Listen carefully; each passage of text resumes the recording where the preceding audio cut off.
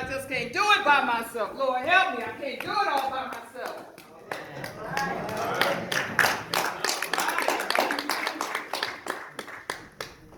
There's sometimes in our lives that people will come in and out, no matter how you try to change your life, to get things right in the light of Christ. Somebody always walks up and snuffs out your flame. Right. They'll get into your life and turn the tables of your joy over. But then there is Jesus, who will walk in and give you a different mindset. All right. He'll give you a different life. Yeah. And when he lights your life, yes, sir, nobody else can walk in. Nobody else can take away the blessings that God has given you. There is something about being a child in God. When you want to give over, when you want to release those things, that baggage that you've been carrying for years, for months, for weeks, and then have gotten comfortable in your pain. Then comes Jesus to wipe away your tears. All right. If you will look in the 4th chapter of John, we find a story about a woman at a well who had an issue in her life. She had an issue because it was based on historical information. The Babylonians had come and had taken siege of the northern kingdom of Israel. They had taken, this is where Daniel's story comes in. Come on. Babylonians took the bravest, the smartest people, and they put them in captivity. But then they left the rest of Israel alone. But then the Babylonians were so deconstructed, they moved other civilizations in to discord and rearrange and change the mindset of the Jews. This is where the Sumerians come in. For years and years and decades and centuries, they were told, you are not a child of the kingdom. There's a remnant in them. They are not children of the kingdom because of other folks' action upon their family. We have families who have been broken because of outside intervention. But God still remains. Here's this woman walking to the well in the middle of the day. Some folks would say that she was trying to hide from everybody else because of her lifestyle. That was not the case. She was suffering from depression, abandonment, heartbreak, failure, fallibility. Some theologians deduce that this woman had had so many husbands because she could not bear children.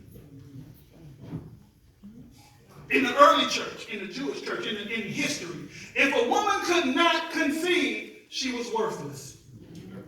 And when you are worthless, you feel worthless. And when you feel worthless, you start accepting every negative that people put in your lives and put upon you. And you feel that that is right. So you start being comfortable. You start moving in your pain as if that's the only thing in life. So she was moving in the middle of the day. Not because she was high, because she was suffering from depression. People who are suffering from depression sleep late. Because they hate the day. People suffering from depression love abandonment. Not that they want to love abandonment, but that's the only companion they have.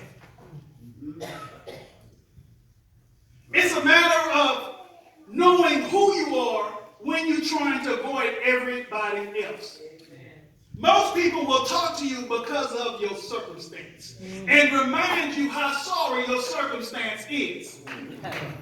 Here's this woman walking to the well in the middle of the day, not because of things that she caused, because of things that had historically happened and things that were chosen to stay in place in society. In our minds, we should have this push that every time we try to do right, others come in, hide our light because we don't fit them. They cover us up with their attitudes and their ideas and expect us to accept what they say about us. Some of us fight to get away from it. Some of us fight to accept what they're saying about us because we can't reach other things. That's not so. This woman walking in the middle of the day had no idea that God was waiting on her. Isn't it something that when we get a certain point in our life, Jesus is already there? Yes. Whether we're struggling, whether we're talking about it, he's there. Yes. Whether we make mention of it in prayer, he already knows. But the moment he starts talking to us, we should stop praying so hard and Listen. listening is 80% of any type of communication. Some of us think that we should only listen maybe 20% of the time because our attitudes and our own ideals rise above what God is trying to put into us. Sometimes we need to stop at the well, put our pitcher down, and see what he's going to pour in. All right. Not only see what he's going to pour in, accept what he's going to pour in.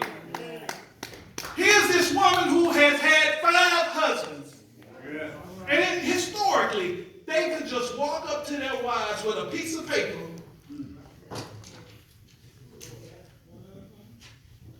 Pick up a pen. I divorce you. No reason. She could have burned the eggs. She could have overcooked the meatloaf. She could have put a little bit too much sugar in the Kool-Aid. Her hair could have started graying.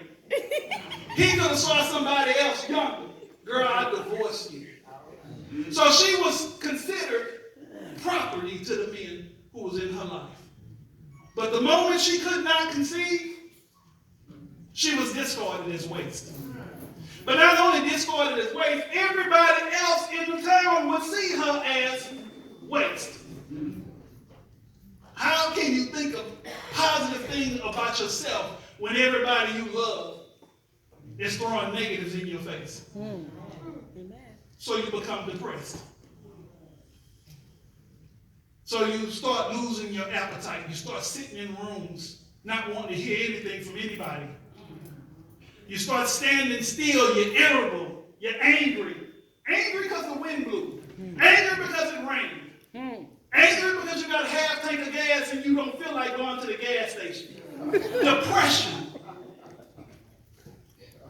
It's not a funny thing.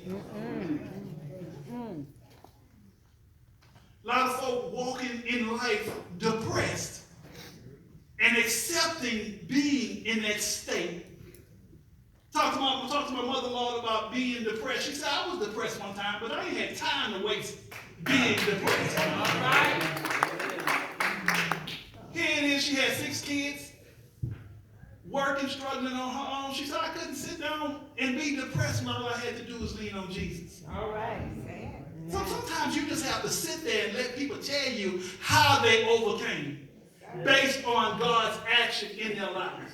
But then you have people come into your lives who will turn over tables, chairs, tear down drapes in your house. Because they don't like what you're doing. They don't like how you're talking to God. They don't like it because it doesn't fit them. Amen. But if we are to move as a body, if you are to stand strong, you can't do it alone. Amen. You need to talk. Yes, sir. You need to listen. You need to pray with one another. Then set Jesus on the well, as the scripture says. We're going through the whole 4th chapter. She shows up. Jesus starts talking to her. She said, you're not supposed to talk to me. In the middle of the day where everybody can see you and there's no other man present, people will think bad of you, sir, because it's out of tradition. Yeah. Because it's out of historical context for a woman to be talking to a man and not have an elder present. I mean to say that Jesus is older than the elders, Yes. and Jesus doesn't care about historical, traditional barriers. If you are stuck and you need that living water, he will show up, he will give you direction, and he will tell you how to tell everybody else about the changes he's put in your life. That's if you accept it. We look at this woman walking in the middle of the day, took a well to Jesus, having a conversation. Then he tells her all about herself. Most of us would say that he read her. But he didn't do it in a demonstrative way. He let her know that the issues she was facing, she wasn't alone, and he could heal every hurt. All right.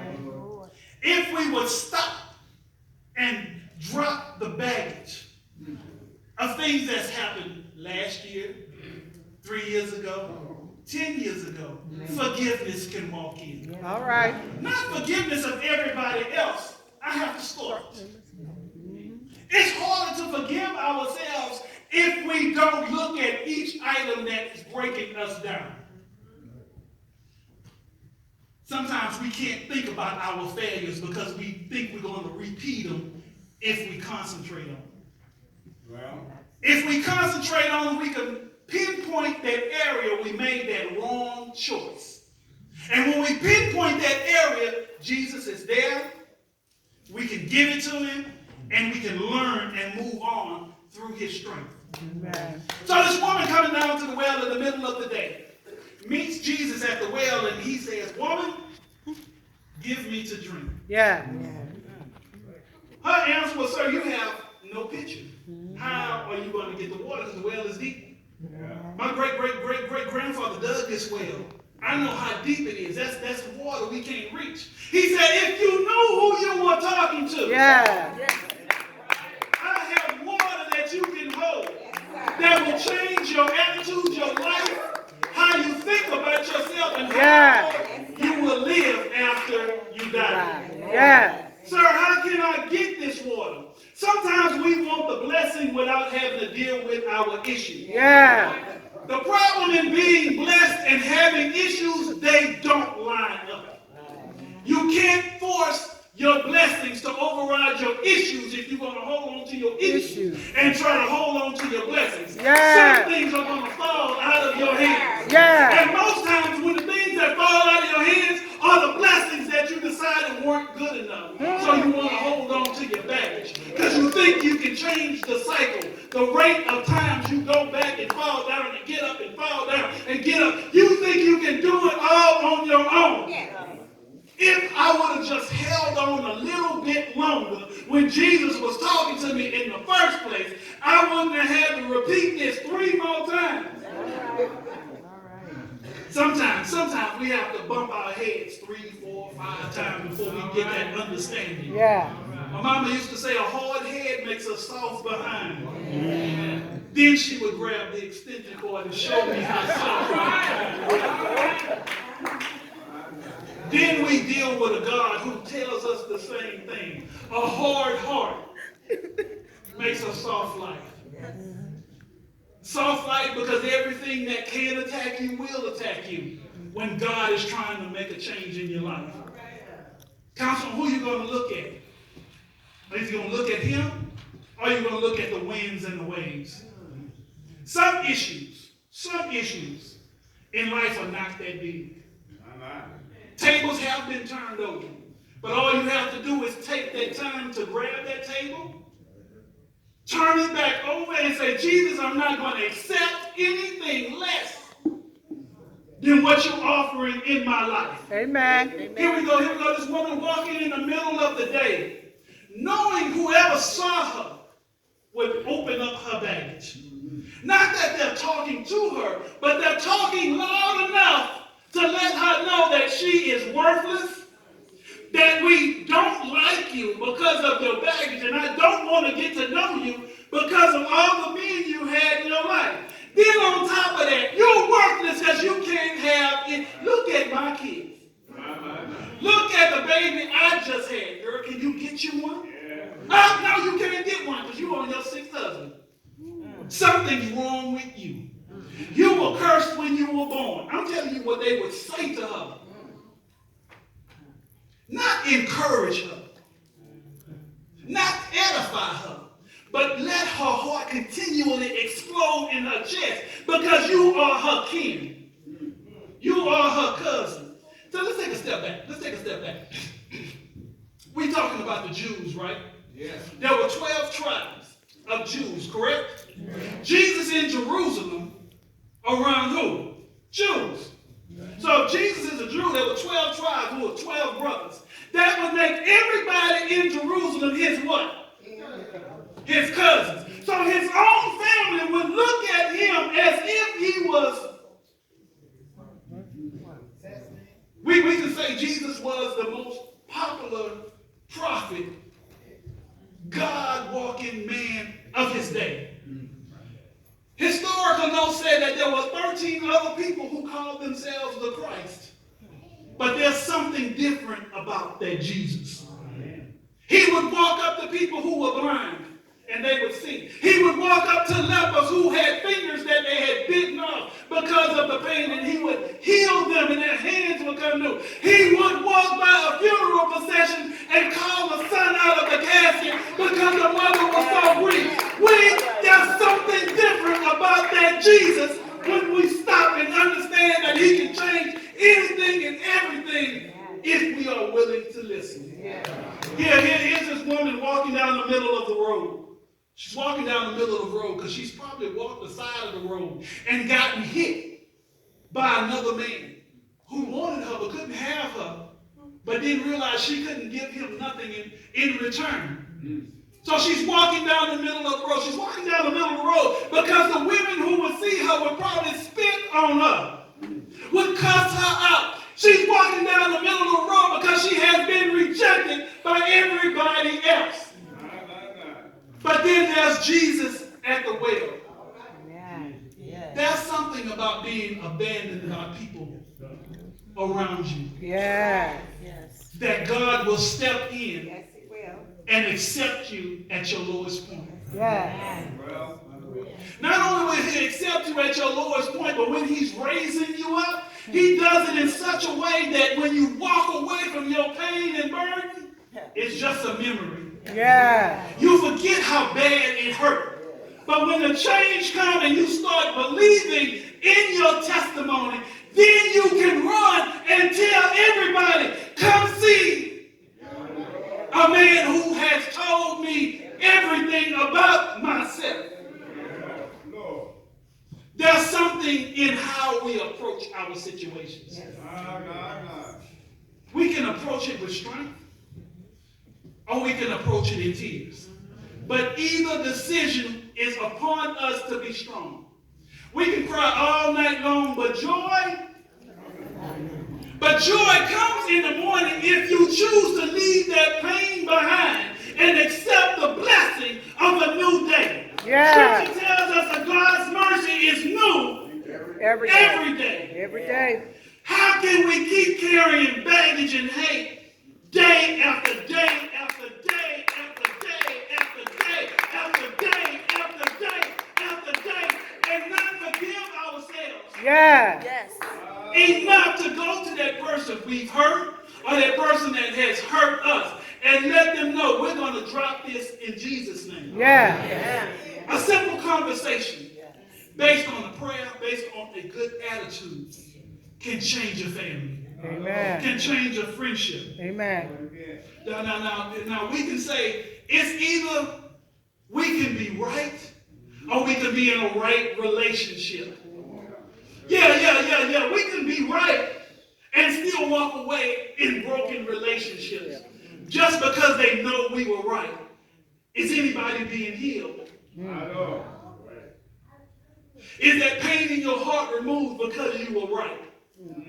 We need the right relationship because that not only bonds us back together, it brings other folks. Because if they had hurt you and you went back and apologized for them based on who you are in Christ, they can't say a mumbling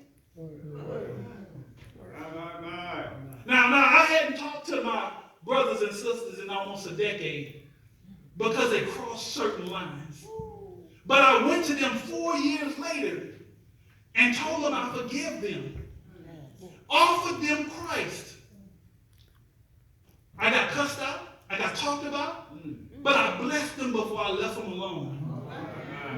It's one thing to be angry. Yes. But it's hard to be angry when the other person is not mad with you anymore. That's right. You can be mad all That's right, by yourself, yourself. but if you're still mad at me, bring it to God, because I want him to handle you so we can get back together where we were.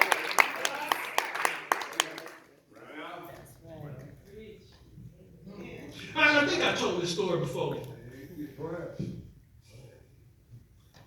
My dad walked out when I was 13 after abusive lifestyle. But I never cussed him out. Bought him birthday gifts, made Father's Day gifts in wood shop. It was ugly, but I still bought it to him. Walked to his house every other week just to see him.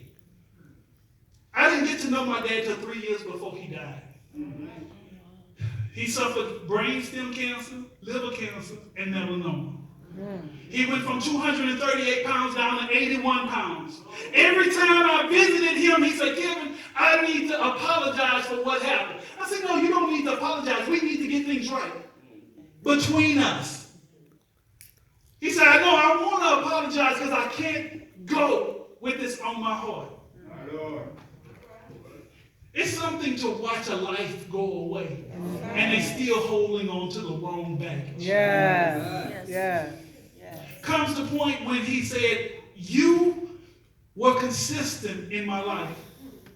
That made me feel worse than what I had treated your mom and your brothers and sisters.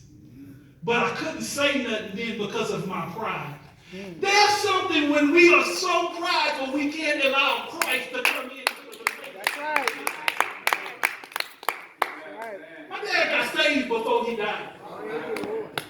But it was the point of Christ being in my life at 13 years old, guiding me without me understanding why I would walk almost 2 miles away from the house to see somebody who didn't love me. There was something about being in the middle of the road, carrying the water of life that could change somebody years later based on action and not words. Yeah. Yes. There are people we know we have not talked to, and I know I say this week after week after week. We need to talk to them. Yeah. If we can't verbally talk to them, email them, text them. You can get their number to text them. Write them a letter if you don't want to hear anything back from them. But in the end of your letter, let them know your arms and your heart are open based on the actions of Jesus. Amen. Here's this woman walking down the middle of the street, broken, destroyed in every opportunity she could have chased. But she was doing her duty. But then there is Jesus. Yeah. So if there's anybody here today who needs to come to Christ, the doors of the church are open. If you have been carrying those burdens around and you want to get rid of them, come to Jesus. Come to Jesus right now while you still have the chance. Amen.